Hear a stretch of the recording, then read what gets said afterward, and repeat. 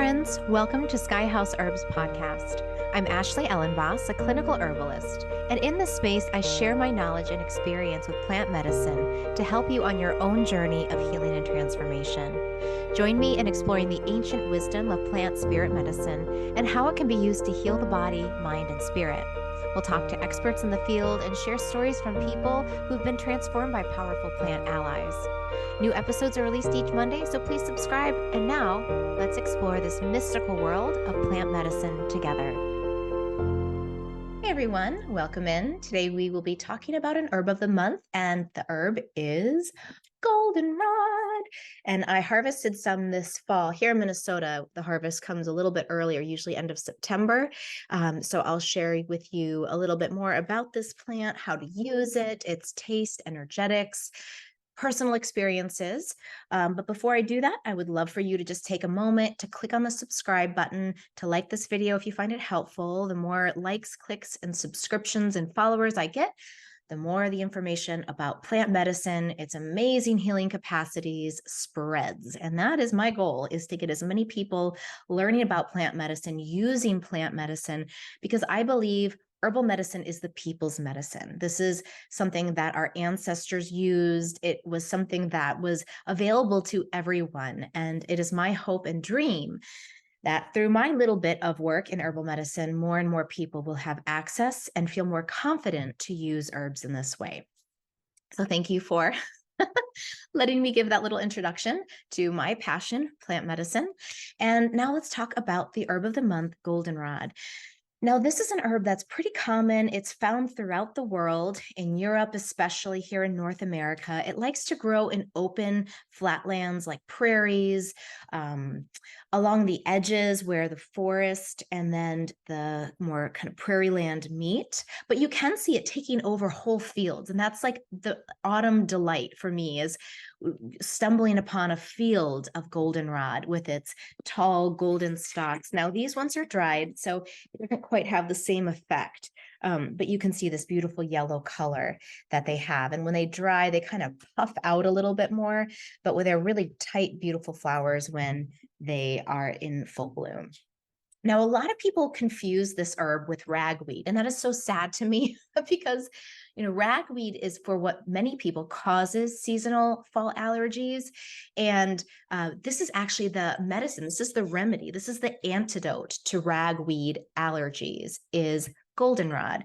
So the Latin name is Solidago canadensis. That's the one that grows here in North America. There's also Vigoria is another one, and then odorata is another species. All of those are pretty interchangeable. So if you find a Solidago species in your area, just look up its medicinal historic uses, and likely it's something that can be used interchangeably with these other Solidago species. So if you are having seasonal allergies, that's one great way to use this herb. Just brew it as a tea, and it will help with inflammation. It's really good. I think one of the ways I think about using this plant the most is for congestion. And I don't know if you can hear it in my voice, but I've had a cold now for, I guess, a week and a half. And it's like one of those colds where the mucus is like really stuck and compacted deep. It's like you can't blow it out. So I've been using this herb. I'm going to brew another. It's been a few days and I'm like, oh my gosh, I need more, because what it does is it helps to dry out that mucus so that it doesn't turn into an infection. So if you think about this herb, if it dries up mucus, it's also going to dry other things. So it tends to be on the astringent and drying side. So be aware of that if you tend to be more dry. But if you're having allergies, you've got lots of mucus, itchy throat, this plant will help to soothe those membranes and then dry up that excessive mucus. It also does the same thing for internal bleeding, which thankfully we don't come across a lot of that these days. Internal hemorrhaging, but in the old days that was a thing. People would have hemorrhages and then they wouldn't have many options. So you can use this for excessive bleeding, also for menstrual bleeding. If you tend to have really heavy periods, this can be something that can be helpful for keeping you from losing too much blood during your courses. This is also really good for other ways that we, if you tend to have like a lot of excess moisture, like think watery eyes, we often see with allergies and colds.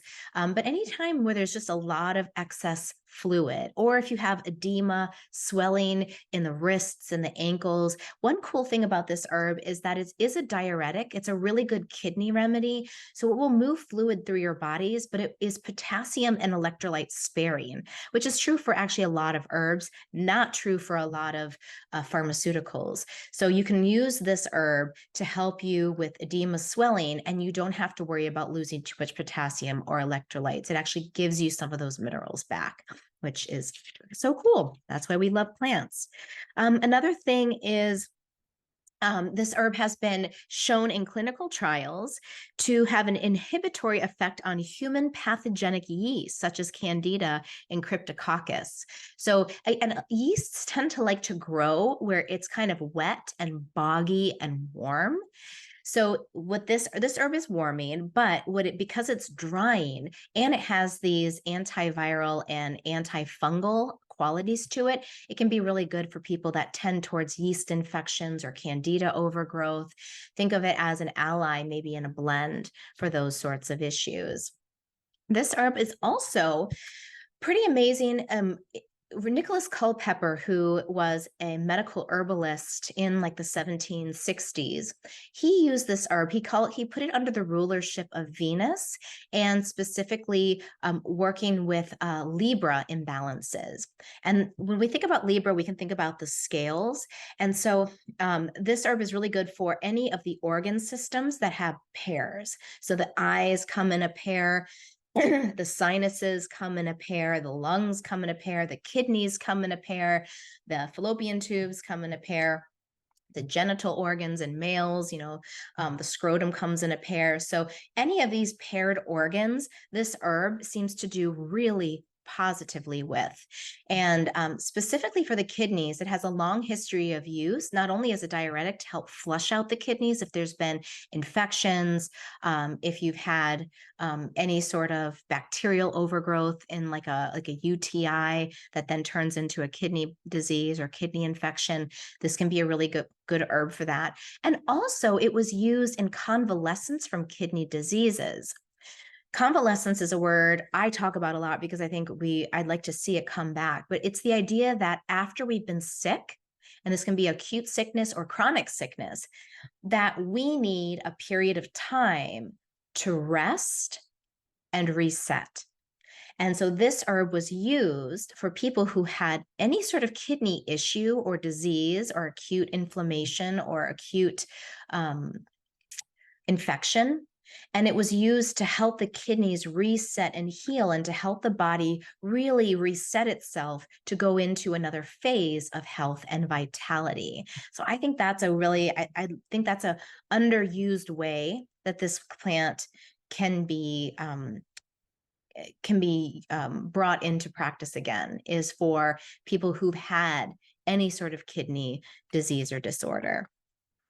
Also, it was used for back pain. And when I think of back pain, it's not the muscular kind. I think of black cohosh more for muscular type of back pain. But for back pain that's associated with the kidneys, kind of like a heavy dragging feeling around the kidneys, I would think of this herb, goldenrod, to be used maybe in conjunction with other herbs and musculoskeletal relaxing herbs. You could use it alongside black cohosh, or maybe alongside something like valerian to help with low back pain. But if it's specifically kidney-based low back pain, this is the plant for you. As I mentioned before, energetically, this plant is drying. It's also warming, and the warming comes from volatile oils. And it's those volatile oils that make the plant antifungal, antibacterial, antiseptic, also expectorant, and it also has some vulnerary qualities. So it's wound healing. I talked about that for stopping bleeding. So those volatile oils are warming.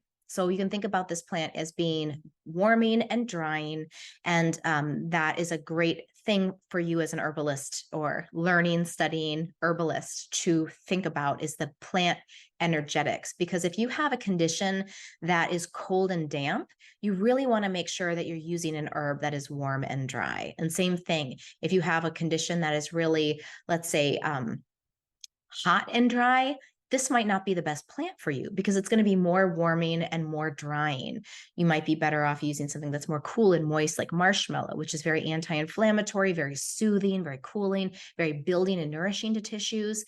So I always like to talk about energetics in these Herbs of the Month videos because I find that really helps people to put it into context into whatever way they might be utilizing the plant. And just to plug, I do have a bunch of Herb of the Month videos. So if you like this format, learning about one herb at a time, I've got an Herb of the Month on skullcap, a great nervine, an Herb of the Month on Damiana, an aphrodisiac, an Herb of the Month on black cohosh, which I talked about for lower back pain and also for really deep inner work and estrogen balancing. So anyway, you can check out that playlist, Herbs of the Month, if you want to keep listening to more information about single plants. I want to think about, trying to think if there's anything else I want to share from my notes. Anticatarrhal, so it helps with mucus, anti-inflammatory, astringent, antispasmodic, so it does help with muscle cramping, decongestant, anti-allergic. And I was talking about how Culpeper used it for all the balancing.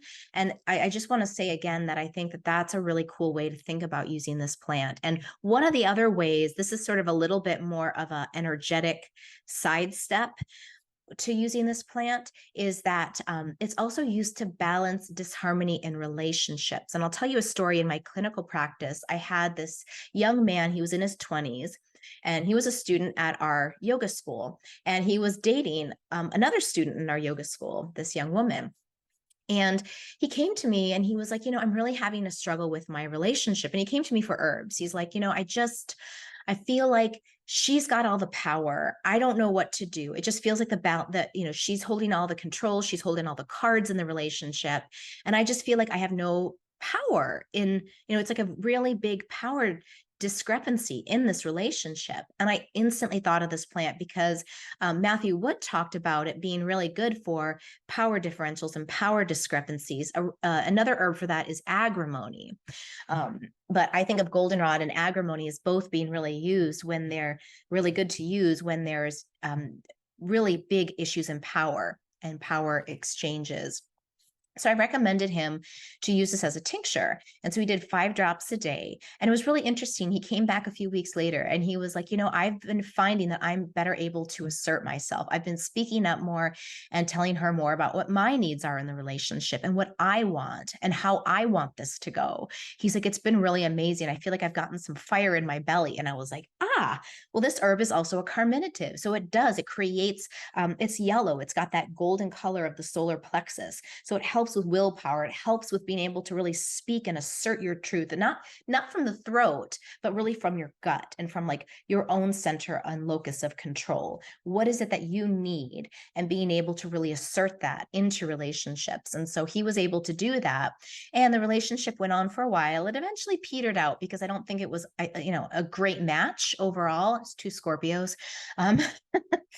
So, but I think they both learned a lot from it. And I think goldenrod really helped for him to notice that he was not in his power in that particular dynamic and how to find more of that power in himself. So that's another way you can utilize goldenrod, is as like a staff or torch of light to help you assert and find your own place in relationships, which is a very Libran thing, right? That balance between 2 people. So that's what I have for you today. I hope you found this to be interesting. Maybe goldenrod is a plant you want to work with. If you do, it's great as a tea. I harvested these this fall, but you can buy them from Mountain Rose Herbs. I believe Oshala Farms might also carry it. And then as a tincture, I really like the company Herbalist and Alchemist, based out of New Jersey. And then Herb Farm is a classic. They have a lot of great medicines as well. So I'll include some links in the description so that you can find this plant in different forms. Take it as a tea, just a few teaspoons in a cup of water. Let it steep maybe 10 minutes, strain it and drink, and do that maybe 2 to 3 times a day. For the tincture, you can do it an energetic dose, so maybe like 5 drops.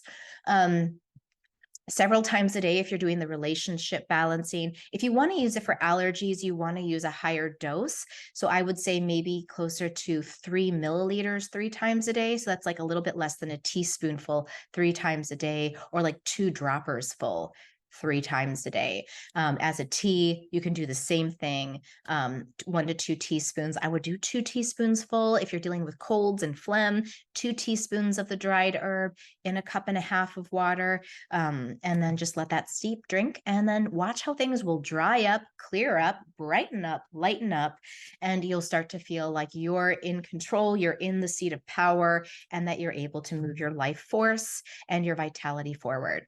So thank you all for listening. Please share your comments if you've worked with this plant. If you have questions about this herb, please leave them in the comments section. I also started a new thing called Ask Ashley. So if you have any questions for me about herbal medicine or your own health stuff, I can't do like a full intake, but if you have some basic questions, send them through on my website, skyhouseherbs.com.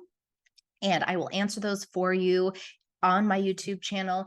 We also have a course coming up that I'll be teaching in called Roots and Spheres that starts in January. It's a blend of my work as an herbalist and my husband's work in astrology. And it's a interactive course where you take one herb for a full month and you track the progress, you track its changes alongside the planetary transits and the lunar cycles. It's really fun. We had a great time leading our first one this year. So if you want to join in the next group, you can do that on my website, skyhouseherbs.com.